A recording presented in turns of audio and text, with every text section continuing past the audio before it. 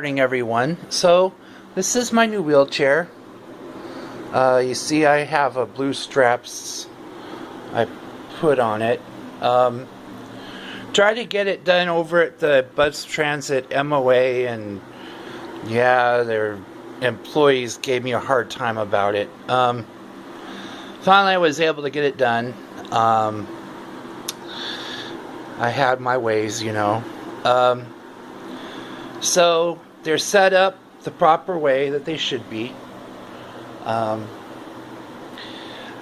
Optimally, they would be underneath where you see that little rotary screw. You may not be able to see it on the film, but it's there. However, when they made my chair, they set the seat height too low for that to work.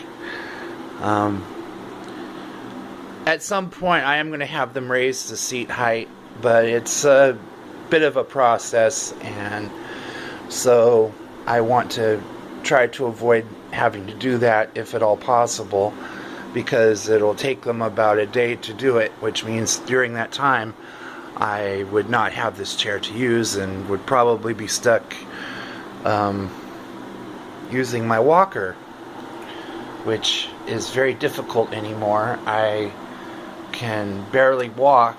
I run out of breath really easily, and my legs, you know, I have problems with my balance, as you guys know, and also foot drop, so it makes it so that I can't tell where my feet are, and also makes it so that if I hit a curb wrong, I go flying. So yeah.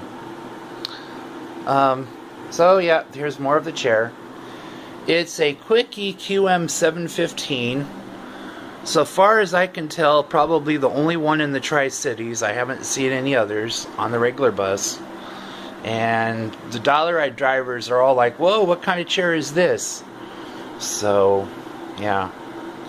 It's nice. It's a heavy-duty chair, so it doesn't go terribly fast. It'll go 5 miles an hour. You guys see that little box with those yellow switches on it? It's got a USB port on the side, which is nice. And it controls the tilt function, as well as these elevating leg rests.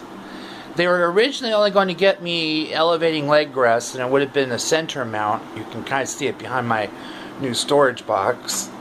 But they decided that they were going to go ahead and go with the tilt as well, and at the same time do this style of elevating leg rests instead of the center mount elevating leg rest, because my legs have this habit of sprawling out.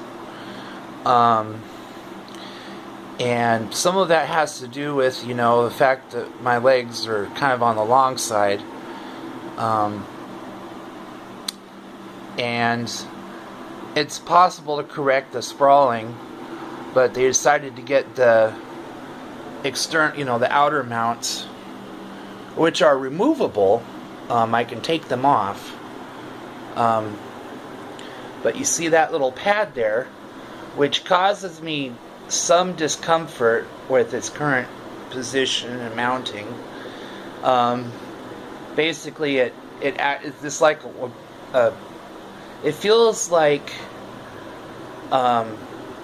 pressure against my. I'm gonna flip the camera here. It's gonna look weird when I do this. Hopefully, I'll catch up. So you see the side of my leg there.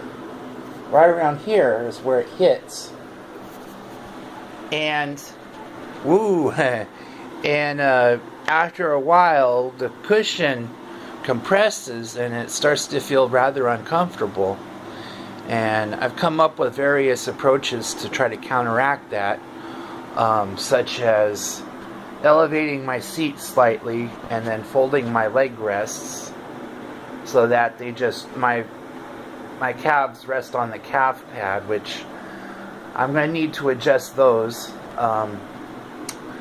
maybe lower them a bit. And then, for whatever reason, the side pads aren't as uncomfortable because they hit higher up right here where they're supposed to. Woo, there we go again. So, there really aren't that many videos of this style of chair on YouTube either. I have the, well, you can kind of see it there. See that little red spring there? So I have the performance shocks, and essentially they make it so that the chair doesn't pitch forward when you decelerate, and is also supposed to make the chair ride smoother. However, since this chair is for weights up to about 400 plus pounds, and I weigh less than 350,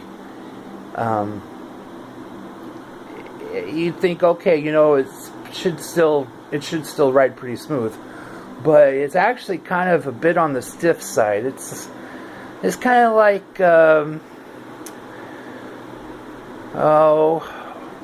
one of my old Volvos had a performance suspension on it, and one that I spent $3 grand fixing up, and then the radiators start blowing. Yeah. Oh well. But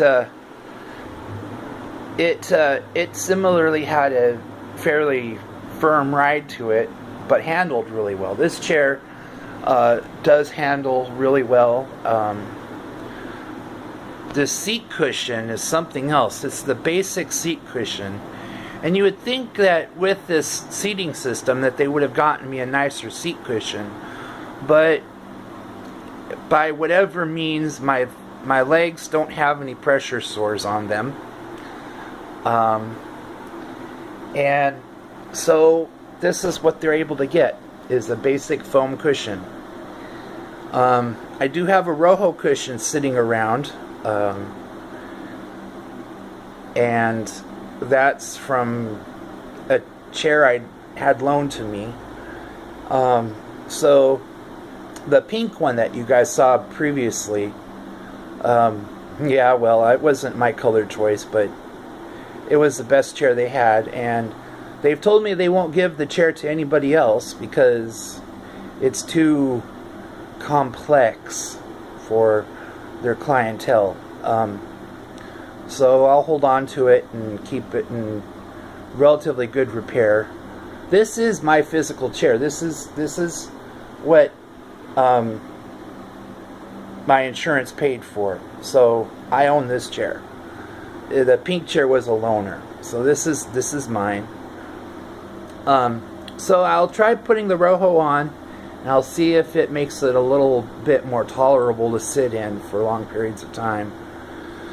Okay, and there's the seat back. That's a J3 cushion. It's pretty comfortable. And there's the headrest. You see the problem with the J3 is that it only has 2 mounting points. Those canes on either side, that upper mount there you see, that's all that holds it to the chair.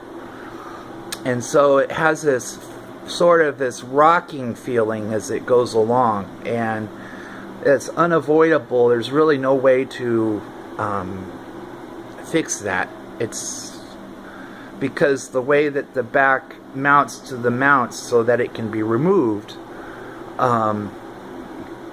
But apparently it's not a problem, because while it's weight bearing when I tilt, it's not the weight bearing is not at an angle that would cause the back to fail.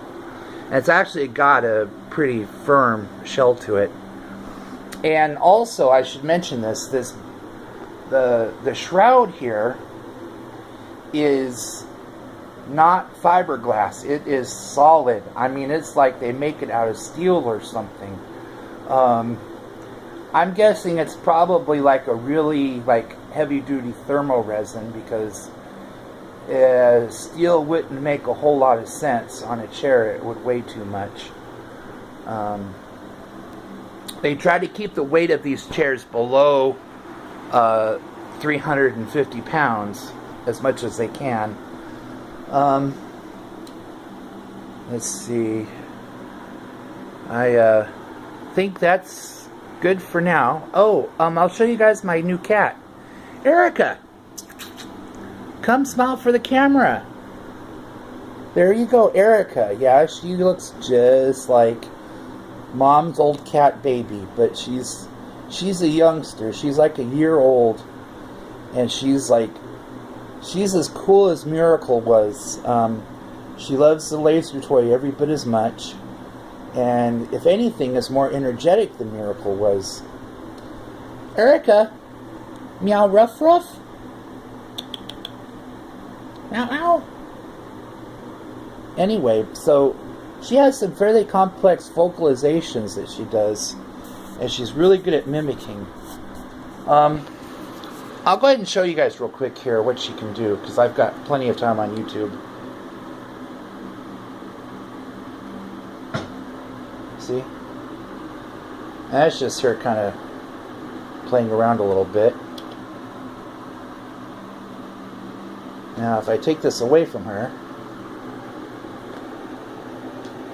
she'll start meowing a bit.